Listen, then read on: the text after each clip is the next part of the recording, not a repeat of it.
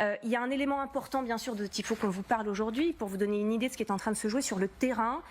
En Russie, l'armée russe affirme avoir repris la totalité des territoires que l'Ukraine avait pris.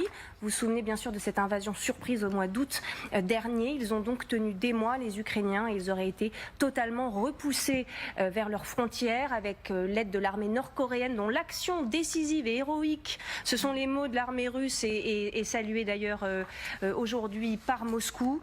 On fait le point avec notre envoyé spécial en Ukraine, Gwendoline de Bono, sur cette donnée qui pourrait peut-être changer l'équation pour Vladimir Poutine.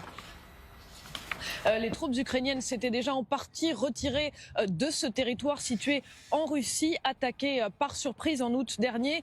1300 km de territoire russe pour être exact, avec une stratégie côté ukrainien, porter ce conflit sur le territoire russe, faire sentir à la Russie le coût de son opération militaire en Ukraine sur son sol. Il y avait aussi l'intention de pouvoir potentiellement négocier ce territoire contre des territoires occupés ukrainiens, mais la situation s'était déjà considérablement dégradée pour les troupes ukrainiennes engagées à Koursk au début de l'année 2025. Les soldats qui ont combattu dans cette région, nous avions discuté avec plusieurs d'entre eux, racontaient des batailles extrêmement éprouvantes. Ils ont affronté les forces russes, mais il faut le rappeler,